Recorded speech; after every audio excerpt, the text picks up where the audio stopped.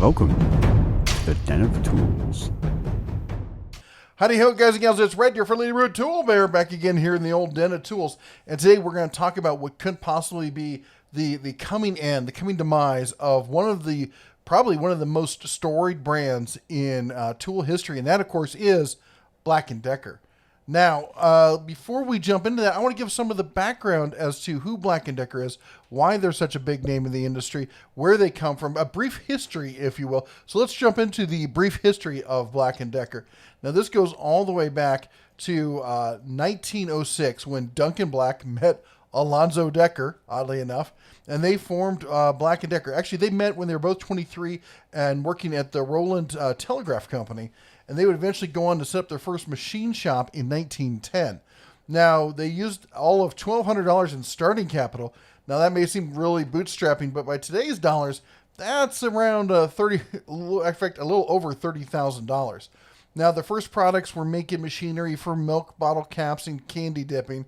But if you've been following our History of Tools series, you've probably noticed a trend here, and that is very few companies get to start off making that tool that they become famous for. They got to pay their dues and work their way up and get to that point before they get to make the good stuff. But they didn't have to wait too long here. Now, in 1912, they actually introduced that famous hexagon logo that we all know today. In fact, that hexagon there, of course, if you look close enough, it's pretty obvious. It's based on the head of a bolt. And they used that logo all the way from 1912 to 2014. Now, in 1917, Black & Decker invented and patented the first version of what we would come to recognize as the modern electric drill. The pistol grip design came after they'd done some work for Colt Machining, who was working on their version of the 1911. And Black & Decker liked the ergonomics so much, I mean, it was perfect, right? That they decided to incorporate it into their first power drill. Now, I have to comment here, if you go to Black & Decker's website, they actually claim, I don't know if you can read it down there, they claim that this was the world's first portable power tool, which is a remarkable claim considering that Fine, who invented the electric drill, handheld drill, a decade and a half prior. In fact, I did a whole video on the history of the electric drill. I'll put a link to it down in the video description down below there. You can check it out. Now, regardless of their bizarre claim, the fact remains that this design would go on to shape the industry for over 100 years, and we're still using a version of that drill, the basic concepts of that drill design today. They opened their first real factory that same year in Towson, Maryland, and in just 2 short years, they received $1 million in sales, or in today's terms, they were stupid rich. I kid, it was over $27 million in today's money. Now, in 1928, they purchased the Van Dorn Electric Tool Company of Cleveland, Ohio. Van Dorn had seen where they were going. They jumped on it, and they were becoming kind of, I guess, a pain in their side by producing some really good quality handheld electric drills. And also, they sold quite a few bench grinders. In fact, they were really known for making some excellent bench grinders. Now, in 1936, Black & Decker went public, starting trading on the New York Stock Exchange. Now, this is a bold move when you consider that this was in the midst of the Great Depression. I mean, that's some ballsy moves there, huh? Anyway, in 1941, Glenn Wild, the chief designer for Black & Decker, gets his patent approved for the portable power-driven tool unit. That's right. 1941, he designed and patented the first cordless drill. Wilhide has, oh my gosh, I think it's over 60 patents in his lifetime attributed to him. And Black & Decker in total, as of right now, last checked, had over 1,600. In 1943, Black & Decker wins the Army-Navy Production Award, or the E-Reward, for excellence. Less than 5% of military suppliers were given this award, so it was quite an honor for them. In 1949, Black & Decker's trademark is finally assigned. That same year, they launched their first impact wrench and 2 new heavy-duty routers. Now, in 1951, Alonzo Decker takes over as president of Black & Decker after Duncan Black's passing. And then in 1953, just 2 short years later, he passed as well, and Robert Black, Duncan's younger brother, succeeded him. In 1960, Black & Decker acquired DeWalt tools from Machine and Foundry. Now, DeWalt was well known as the maker of some of the finest radial arm saw machines in the industry, and that's pretty much all they did. They did some venture out into a few other things, but they were mostly radial arm saws or related kind of machinery. In 1961, Black & Decker moves forward with Wild's design And the world's first cordless drill is actually produced. It's made with an internal nickel cadmium battery and is mostly used in industrial applications. Now, in 1975, Francis Lussier takes over the reins at Black & Decker, becoming the first non-family member to become chairman of the company. Then in 79, Black & Decker launches, the Dustbuster. Believe it or not, wow. I can still remember my grandfather chasing me around his house with one of those trying to clean up after me when I was a cub. In 1984, Black & Decker purchases General Electric. Yes, the We Bring Good Things to Life company. And in 1989, they acquire Emhart Corporation. Now, while you may not have heard of them, you've probably heard some of their brands like Kwikset, Price Pfister. They do like faucets and stuff. Molly, as in like Molly bolts and pop rivets. In 2008, Black & Decker, much to the distress of thousands of carpenters, much weeping was heard when they acquired Porter Cable. Then in 2010, Black & Decker completes their dark rights. They merged with Stanley Works to become Stanley Black & Decker, the largest tool company in the world. Okay, I got a little carried away there. Anyway, now as far as the history goes, we're going to stop there because I have a history of Stanley Works, what they all did, who all they acquired coming up, and then going forward past this point. So stay tuned for that. Make sure you've liked and subscribed, and then we'll jump into that. But I will say that as of now, Stanley Black & Decker owns some of the most famous brands in the entire industry. They own, besides Black & Decker, they own Bostitch, they own Craftsman, they own DeWalt, they own Mac Tools, they own Proto, Irwin, Lennox, Porter Cable, and more. Some of the most well-known brands out there, and they're all under one roof. They are really a juggernaut in the tool industry. Now, before we go on, let's take a quick break to let you know that we now have Shine On stickers. Yep, just like the shirt here. We have Shine On stickers in the store over at denatools.com. There's a link in the video description below if you want to grab one of those. Now, I realize much of my tone here with talking about acquisitions and what they've done with the company seems a bit dark, but you have to really look at what Black & Decker and eventually Stanley Black & Decker has done to the brands that they acquired. Some like Proto and Mac have held pretty strong, pretty true to their core philosophies, while others have been absolutely gutted. DeWalt made their name introducing the finest radial arm saws in the business. They have never, previous to Black & Decker acquiring them, they had never made hand tools. They were never seen in that black and yellow color. Nothing about what DeWalt we know of today has anything to do with the brand that they got their name from. They are, in fact, what is called in the industry a zombie brand. No, I kid you not. There's just nothing to them. They are a shell, a name only applied to an entirely different line of products. Now, I did a video on the history of DeWalt, and you can check it out if you want. I'll try to link to it down below if you want to hear the full story. Now, as to Porter Cable, though, it's even worse. They were long considered one of the finest hand tools that you could buy, hand power tools, I should say. Their gleaming chrome surfaces are iconic in the industry, and they're what they've become, this dull gray off-white cordless tool thing today, is a mockery of the brand that they used to be. Now hold on, I know that some of you really like these tools, and that's great. But if you knew what Porter Cable used to be back in the day, you would understand where the bear's coming from. It's just really sad to see what they've done with a brand like that. But we're here to talk about Black & Decker, what happened to the brand, what's happening to the brand, and where they're going, if anywhere. And as I've shown, Black & Decker were considered to be some of the top tier tools in the hand tool industry for decades. They were leaders in design and innovation. So how did they go from this to this? In 1945, Black & Decker started targeting the consumer market. In the next year, in 1946, they launched a line of inexpensive home utility drills and accessory. This was a huge success for them. Consumers knew about the quality of Black & Decker industrial tools. They knew all the pros use them, and they were jumping at the chance to get their hands on some more affordable options for the home user. Black & Decker followed up with Cirque saws in 49 and Sanders and Jig saws in 1953. Black & Decker saw great potential for sales in this home market and invested in a large manufacturing facility in Mepstead, Maryland. Now, that was in 1951. The growth of this segment was so huge, so astronomical, that in the next 4 years, the plant quadrupled in size. Throughout the rest of this decade, Black & Decker would continue to grow its home consumer segment. They would add electric lawn and garden tools such as edgers and hedge trimmers. And then in 1966, they would add the first electric mower. In fact, 3 years after that, they offered the first cordless mower. And you thought this whole electric lawns thing was like new or something. This has been around for a while, guys and gals. All right. So Black & Decker was so successful with the consumer grade tools that they were able to bring down costs by over half.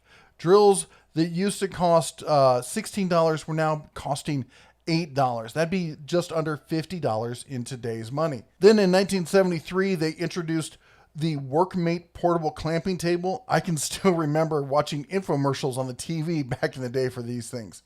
Black & Decker had pretty much invented the low-price consumer market, but they painted themselves in a corner.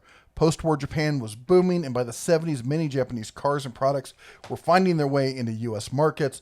One of those was Makita, and it was being marketed directly towards the low-priced entry-level price point that Black & Decker was trying to corner. And they were giving them a hard time about it.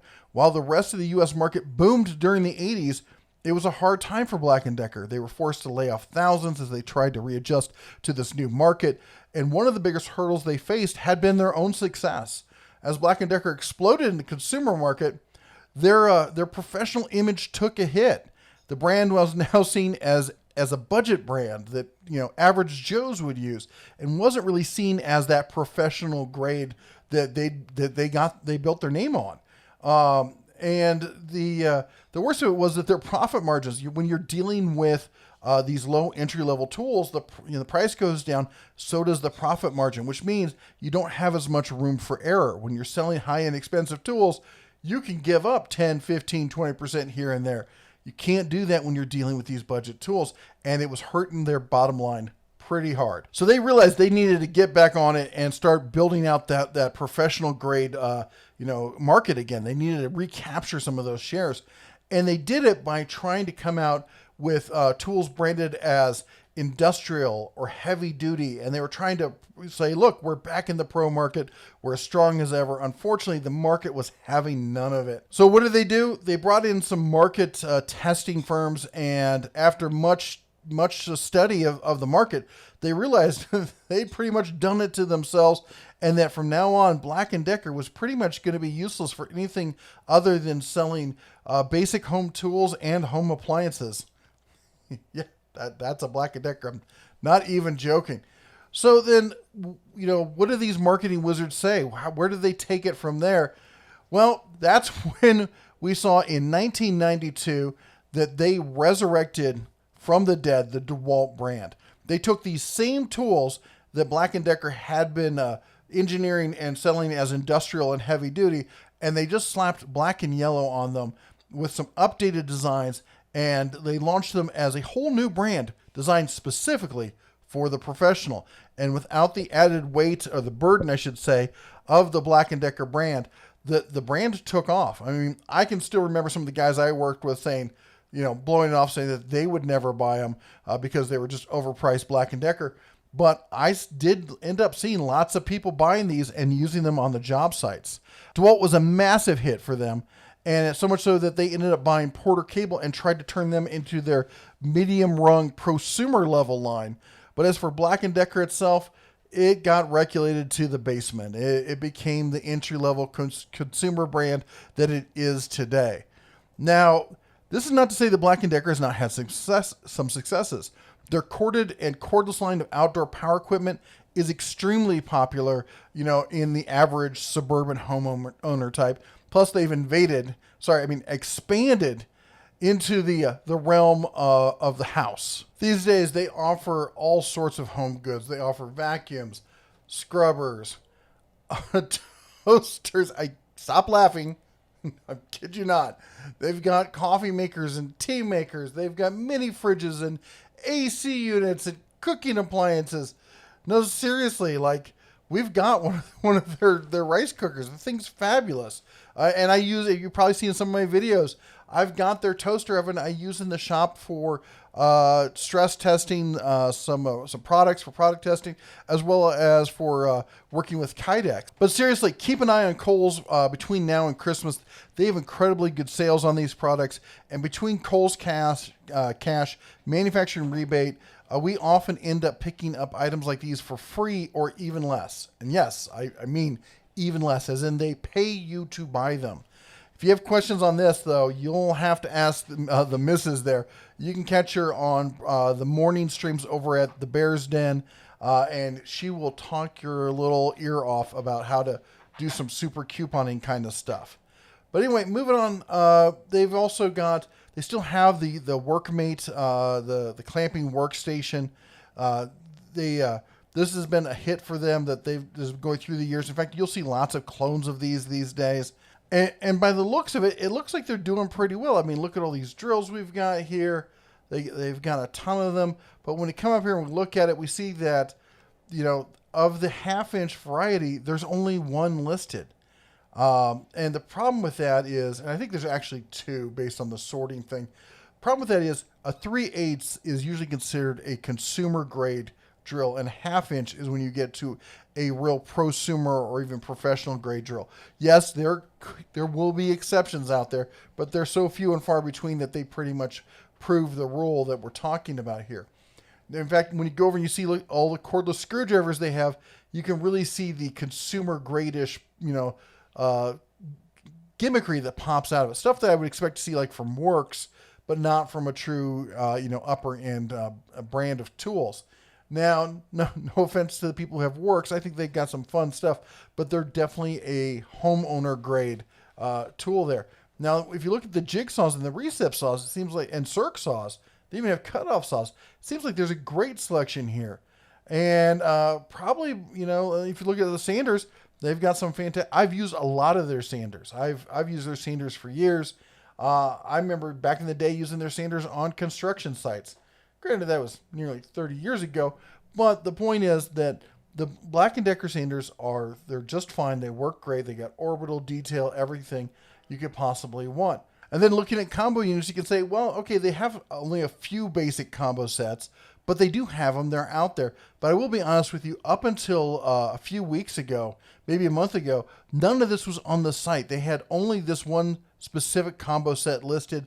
There was nothing else to find, especially what was missing was their much loved matrix system here. I can't tell you how many people have harangued me about how much they love the matrix system. Now, the matrix is a modular system consisting of a core unit with the motor in it, plus the batteries. It'll take any of the 20-volt batteries from the Black & Decker line, and then as well as the attachments, the power heads. This is essentially the same as the JobMax systems that we see from Ryobi and Rigid. Now, the basic matrix system comes with a battery, a charger, a power unit. Yeah, that's the part with the motor in it, and 6 attachments. In the set, you get a drill, a sander, a jigsaw, an oscillating tool, an impact driver, and a router. Yeah, I kid you not, they've got a router stashed in there. And, you know, I was stunned as the next bear about that. But that said, I've never used any of these tools myself. Well, but I will shortly, because due to massive amounts of peer pressure, I was forced to purchase the set during one of our Prime Day live streams last week. So stay tuned for a pause on review. As far as the core systems itself, they've got a compact version, they've got a 12-volt version, they've got the standard version. They even have a corded version for those of you who like that long runtime. And then the attachments, let me jump over here to the attachments. There's 9 attachments in total. Besides the ones we talked to, they've got a reciprocating saw, they've got a mini circ saw, they've also got a high-pressure inflator attachment, as well as a compact hedge trimmer. So you can have quite a, what is that, 10 tools total? That's insane for that small storage kind of thing. I think this would be great for the average homeowner, DIYer, especially somebody who travels a lot, or people who live on the road, like people doing the van life thing or living in RVs and whatnot. So at this point, you must be asking yourself, so Bear, what's up with that clickbait thumbnail? Well, I wish I could say it was just that, but it isn't. Yeah, Black & Decker, much like its sibling, Porter Cable, it's a dead brand walking.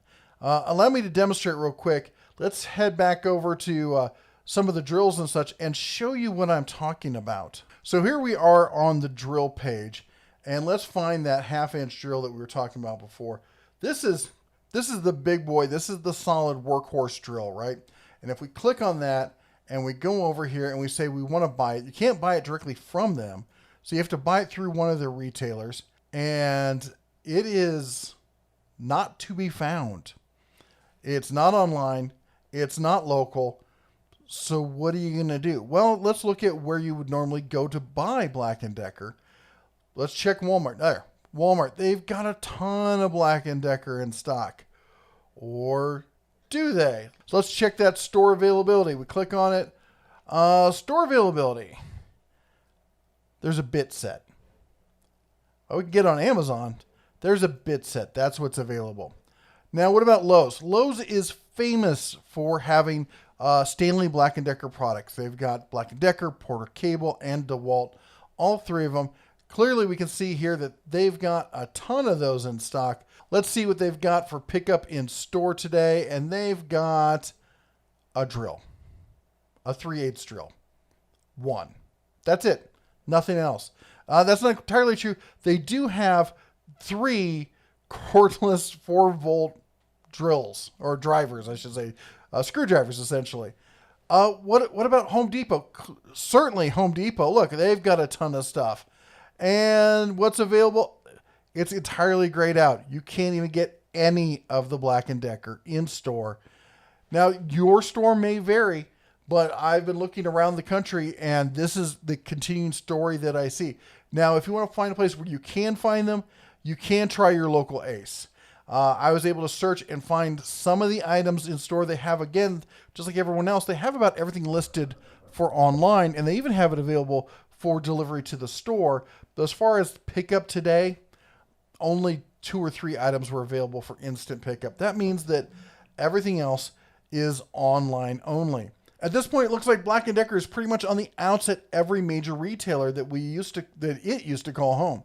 Well, you can find bits and pieces here and there. Smaller stores like Ace and such are pretty much the only place to find them, and that's not a foundation for a major tool brand in this day and age. But then that leaves us the question of what is it that's truly killing Black & Decker? Is it just the image? Is it the tools themselves? It's probably a lot of both, to be fair. I think that other brands are moving into that segment and making it hard for them, and that's also a contributing factor. I know that some people want to blame Harbor Freight. Their Bauer brand is infringing, coming into that kind of price sector. There's also the issue with all those generic cordless drills like we see on Amazon, these no-name kind of things. Brands like this are really doing a number on them. But at the end of the day, I think what really probably put the nail in the coffin for them was Ryobi. Now, Ryobi was their competitor. TTI and Stanley Black & Decker have always duked it out for the past 20 or so years, and they've always done the same good, better, best kind of, Goldilocks kind of pattern. For Stanley Black & Decker, it was Black & Decker, Porter Cable, and DeWalt, and for TTI, it was Ryobi, Rigid, and Milwaukee. And Ryobi back in the day, it was right on the same tier, duking it out with Black & Decker, exchanging blows back and forth, struggling for market share. Then Ryobi changed from that blue to the new, now we know, green, and launched their One Plus line of tools, and they changed the consumer market pretty much forever. They moved from low-tier tools, edging out many of the prosumer brands that we see now. Ryobi consistently beats mid-tier brands such as Porter Cable and others in testing, and it's now being used by savvy professionals. Even on some of the job sites and stuff, you will see them. They essentially forced the rest of the market to move more upscale with them, and sadly, Black & Decker has not been able to make this move, or more than likely, honestly, I don't think they're willing to make this move. I don't think they want to infringe on Porter Cable and what is now the Craftsman area as they see it. And maybe that's the reason they bought Craftsman, because Craftsman is definitely a step up from Porter Cable. Maybe that will give room for Black & Decker take a half step up and challenge Ryobi again? I don't know. I'm not really sure where this leaves the company. Clearly, though, they can't really make a really compelling argument going forward as just being that brand that shows up, for the holiday shopping season and maybe a few other, yearly sales events. They've got to become competitive again. And I'm not exactly sure how they're planning to do that. But what do you think? Do you like Black & Decker? Do you even consider them? What do you think the future of Black & Decker is going to be? Or in fact, not even just Black & Decker, but low-tier, entry-level consumer tools. Do you think they've got a place in the market going forward? Because it seems like everyone's kind of edging them out. They're not really a thing much anymore. We do see the Hyper Tough brand over at Walmart, and there is the Warrior brand at Harbor Freight, but there's not much of a tool line with it. Now, I will admit that I've heard whispers of rumor and innuendo that they will be coming out with more tools for that line. But until it happens, until I got more concrete evidence, the truly low-tier consumer entry-level tools are drying up quick. Anyway, that's all the time the Bear has for you today. Don't forget to chomp the old like button on the way out. Subscribe, ring the bell, and all those good things. Till next time, you all take care, God bless, and as always, shine on.